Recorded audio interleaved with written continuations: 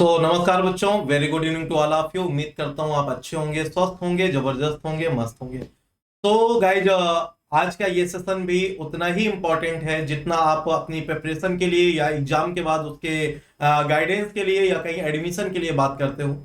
आज के सेशन में हम लोग बात करने जा रहे हैं और उन लोगों के लिए एक जवाब है जिन बच्चों ने बहुत बार कमेंट करके मुझसे ये पूछा था कि सर, आपका एक फेवरेट स्टूडेंट हुआ करता था मंदार राणे, आजकल वो कहाँ पर है। बहुत सारे बच्चों ने पूछा है मुझसे ये कमेंट कर करके कि सर, मंदार राणे तो आपके सारे सेशन करता था और वो मंदार राणे आज गायब कहाँ है। तो आज मंदार राणे आपके सामने है, तो वेलकम इन दिस प्लेटफॉर्म आप get creative dear Mandar. Thank you so much sir. And welcome Sumit sir. Thank you sir, thank you. तो एक्चुअली क्वेश्चन ये था कि मंदार कहाँ है, मंदार कहाँ है। तो मंदार अपना ट्रेडेड करेंचो बन गया था कुछ दिन के लिए। मंदार ने वो कुछ कारनामे किए हैं, उन कारनामे के लिए वो हमसे मिलने आया था। ठीक है, तो हमने पकड़ के यहाँ बैठा लिया है। तो ऑब्वियसली बात ये है कि अगर आपको कोई भी अगर सीनियर है तो उससे कुछ मोटिवेशन आपको भी मिलना चाहिए। एंड सबसे बड़ा चीज ये है कि आपके लिए एक लेसन होता है कि जो लोग भी ये सोच के डिमोटिवेट होते हैं कि मेरा कुछ नहीं हो सकता, उनका जीवन में बहुत कुछ हो सकता है। उसका एक एग्जांपल जो है ना आपको आज मंदार बताएगा कि उसने आज कहाँ तक जो है ना अचीवमेंट हासिल कर ली है। पिछले 2 साल उसने कैसे बिताए हैं, क्या किया 2 साल के अंदर में, प्रिपरेशन करता रहा या फिर कुछ और कर रहा था, ये पूरी जर्नी वो आपको बताएगा। ठीक है, तो स्टार्ट करते हैं मंदार के साथ ही। तो मंदार, सबसे पहली चीज ये है कि तुम्हारा बीटेक कहाँ से खत्म हुआ, कब तुम गेट के लिए इंटरेस्टेड हुए, गेट में रैंक कितनी आई, उसके बाद आगे की जर्नी। तो मेरा बीटेक था महाराष्ट्र में Shivajirao Jondhale college of engineering.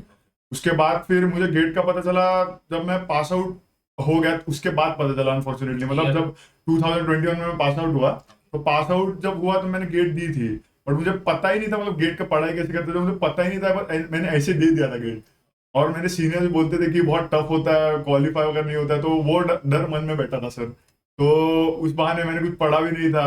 उसके बाद जब मैंने 2021 में जब मैं क्वालिफाई नहीं किया था गेट, तब मुझे मिले सुमित सर और शैलेंद्र सर गेट एकेडमी से होके। फिर उसके बाद अभी तक चलते आ रहे, मतलब अभी तक सर को, मतलब सर के साथ बैठते हो, सर से बातचीत होती है। तो फिर मेरी आई रैंक 2022 में 1063 आई थी।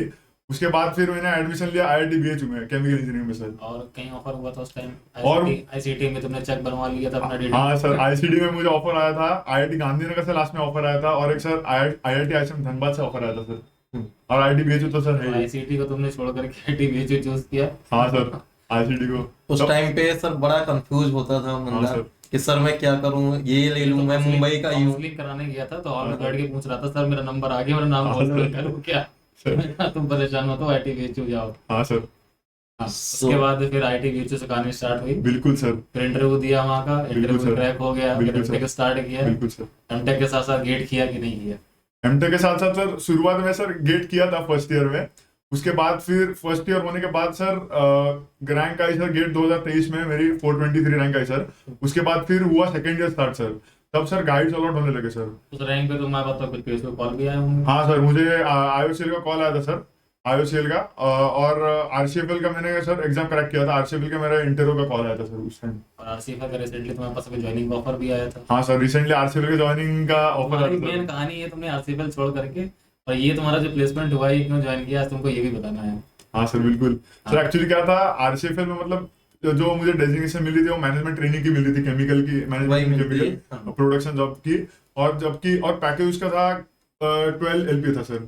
जबकि रिलायंस में सर मुझे R&D मिला सर, R&D प्रोसेस है, और मुझे पैकेज सर ज्यादा है, 15 LP का पैकेज है सर, और मेरे घर के पास ही है सर। राइट। हाँ सर। तो मंदार का बेसिकली कहने का मतलब ये है कि मंदार का फाइनली जो है ना आईटी बीएचयू से प्लेसमेंट इसका दिसंबर का फर्स्ट फेज जो स्टार्ट हुआ था तभी हो गया था। हाँ सर। ठीक है ना, लेकिन दिसंबर में प्लेसमेंट होने के बाद में, जैसा कि आप लोग के साथ होता है, अगर अच्छा प्लेसमेंट अगर हो जाता है तो फिर गेट वगैरह में कौन फोकस करता है। बिल्कुल तो सर। इस बार इनका भी यही हाल रहा, गेट वगैरह फोकस नहीं किया, तो सिर्फ प्लेसमेंट लेने के बाद तब से आराम से जो मस्ती चल रही है। तो आज सोचा कि चलो जाते जाते मिल लेते हैं सर से एक बार। लेकिन मोटिवेशन आप लोग के लिए यहाँ पर ये है कि अगर आपको ऐसा लगता है कि मेरी रैंक अगर बहुत खराब आती है, आपने हमारा एक प्रीवियस सेशन भी देखा होगा जहां पर हम लोगों ने आतिश के साथ आपके साथ मुलाकात कराई थी। ये वो एग्जांपल्स है जहां पर आप ये सोच सकते हो कि आपके हाथ में अगर आपको लग रहा है कि कुछ नहीं है, लेकिन थोड़ा सा भी अगर एफर्ट आप देते हो तो आप बहुत कुछ हासिल कर सकते हो। तो ये 2 साल के अंदर में खाली हाथ वापस नहीं जा रहे हैं, बहुत कुछ सीख करके जा रहे हैं और बहुत कुछ लेकर के जा रहे हैं।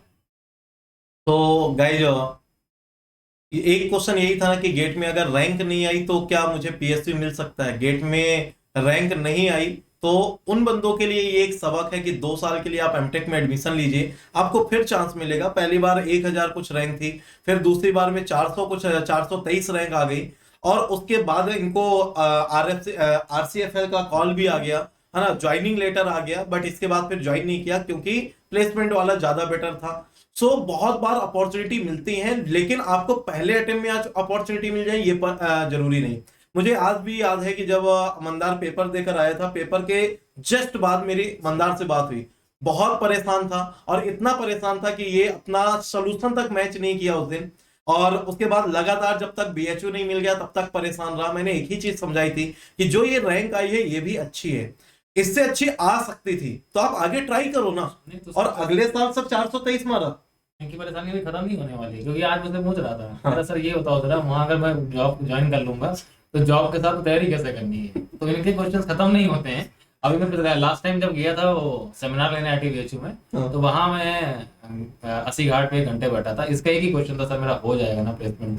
तो हो जाएगा। मैं कहा टेंशन मत ले, अगर टेंशन दोगे तो नहीं होगा, फुल रैंक अगर दोगे तो प्लेसमेंट हो जाएगा। और फाइनली इसका फर्स्ट फेज में प्लेसमेंट हो गया, क्योंकि ऑफर्ड ये देता था लेकिन डर अंदर रहता है, ठीक है ना। लेकिन अभी भी जुनून है कि गेट तो मैं दूंगा चाहे जो भी हो जाए, भले ही 16 LPA का पैकेज मिल गया है, लेकिन 16 LPA का पैकेज सर NRL जो पैकेज देता है 16-17 LPA का देता है।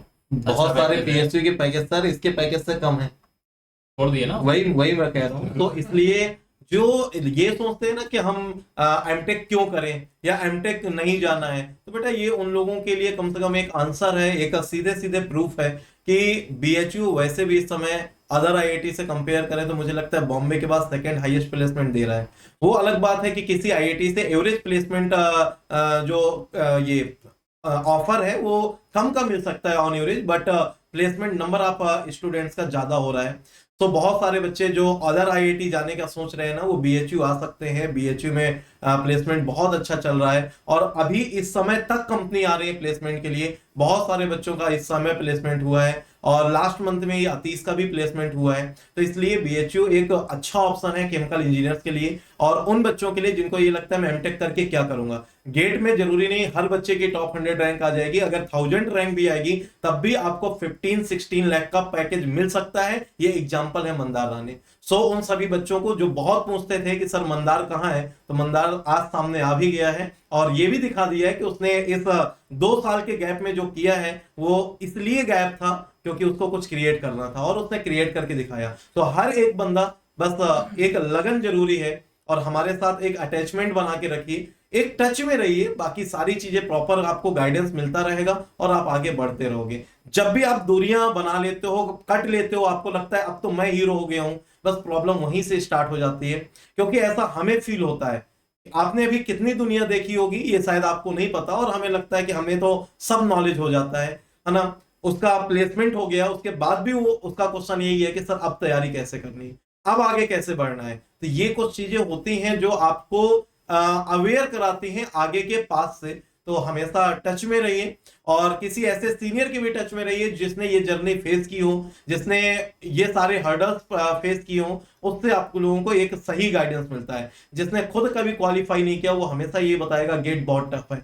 जिसने गेट के नाम से डर लगता हो, आप उससे पूछो सर गेट की तैयारी कैसे करें, वो गेट से आपको वैसे ही डराएगा जैसे खुद डरता रहा है। तो गेट के बारे में अगर पूछ रहे हैं तो उनसे पूछिए जो खुद अपनी लाइफ में सक्सेसफुल हुए हैं। तो मंदार एट द एंड अगर आप कोई संदेश देना चाहते हो अपने जूनियर्स को, है ना, कोई आपके ऐसे सजेशन हो जिससे आपके जूनियर्स का बेनिफिट हो, तो प्लीज। सर मैं यही कहना चाहूंगा कि मतलब हार मत मानिए, लास्ट तक बढ़ते रहिए, क्योंकि कहाँ से अपॉर्चुनिटीज मिलेगी कभी बता नहीं सकता। क्योंकि सर गेट का कहीं ना कहीं यूज हो सकता है, भले कि रैंक ना है सर, बट जैसे कि प्लेसमेंट वाला मैंने आपने एग्जांपल दिया था, तो कहीं ना कहीं से आपको अच्छा पैकेज मिलेगा सर। यही क्योंकि अपॉर्चुनिटीज को बता के नहीं आती सर, बट जब आती है सर कहीं ना कहीं वो उस गेट का तो काम आ जाता है सर। बिल्कुल। मंदार आपका पहले ही इंटरव्यू में सिलेक्शन हो गया था या पहले और भी कई इंटरव्यू दिए थे?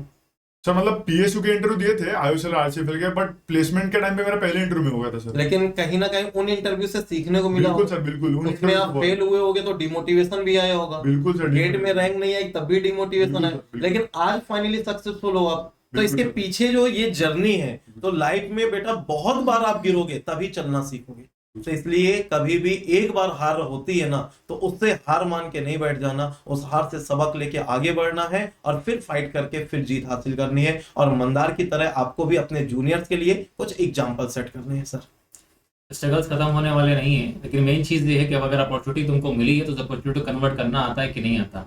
मंदार भी अगर चाहता तो बीएचयू के अंदर जाकर के सीजीपीए खराब कर सकता था, प्लेसमेंट के ऑप्शंस मिलते, लेकिन हो सकता है प्लेसमेंट के लिए वो क्रैक ना कर पाता इंटरव्यू। लेकिन सिंपल सी चीज ये है ना कि गेट को छोड़ करके अगर वो पीएसयूज के लिए अगर लगा रहा तो कहीं ना कहीं उसका टारगेट क्लियर था।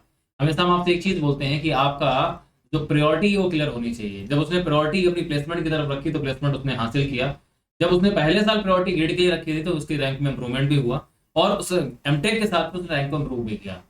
तो आप अगर अपने प्रायोरिटीज पर काम करना स्टार्ट कर देते हो तो वहां से आपके लिए हर एक चीज जो है ना वो इजी हो जाती है। तो प्रायोरिटी अपनी चेंज कर लीजिए। अगर आपकी प्रायोरिटी अभी गेट नहीं है तो अभी गेट कर लीजिए। अगर अब आप एमटेक के लिए अगर जा रहे हैं तो एमटेक के साथ में अगर आपकी प्रायोरिटी गेट है तो गेट पर फोकस जी जान के साथ में लगाइए। लेकिन अगर आप तुम्हारे पास वहां पर तुमको गेट में सक्सेस नहीं मिलती है तो डिमोटिवेट होने की जरूरत नहीं है, बिकॉज आईआईटी का जो एटमॉस्फेयर है वो आपको वो चीज दिखा करके जाएगा जो आपने शायद ही कभी सीखी हो। उस एटमॉस्फेयर का फायदा उठाइए और वहां पर अगर आपको प्लेसमेंट की अपॉर्चुनिटी मिलती है तो उस अपॉर्चुनिटी को तुम्हें क्रैक करना आना चाहिए। ये चीज भी तुम्हारे अंदर होनी चाहिए। अदरवाइज फर्स्ट अपॉर्चुनिटी के अंदर में अगर मंदार ने क्रैक ना किया हो तो हो सकता है कि उसको नेक्स्ट अपॉर्चुनिटी मिलती, लेकिन डिमोटिवेशन की वजह से फिर उसको भी क्रैक ना कर पाता। तो काफी सारी चीजें होती है लाइफ में सीखने के लिए। आप अपने आसपास के लोगों से ही सीखते हो। तो आपके लिए कुछ एग्जांपल्स हमने अभी प्रेजेंट किए हैं और ऐसे फ्यूचर भी एग्जांपल्स हम आपके लिए लेकर के आएंगे। मतलब वो बंदे जिनको आप ऐसा लगता है कि मैं अब कुछ नहीं कर सकता हूँ, अभी भी आपके पास इतने सारे ऑप्शंस अवेलेबल हैं कि आप बहुत कुछ कर सकते हो। सिर्फ एक चिंगारी की जरूरत है, वो अपने अंदर जला करके रखिए और वो एक दिन जो है ना आग की तरह आपको हमेशा रोशन कर देगी। तो गाइज अगर किसी के कोई डाउट रहते हैं तो कमेंट बॉक्स में आप कमेंट कर सकते हो।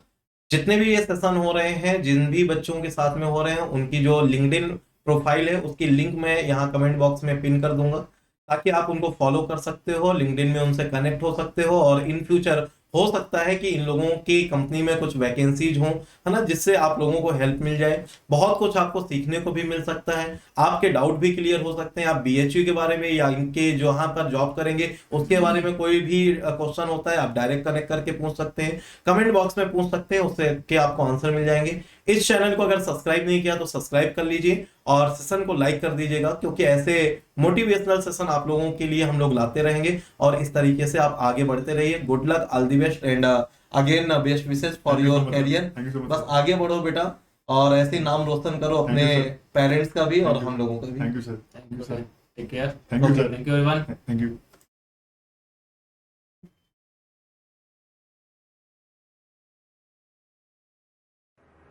सर आए पहले से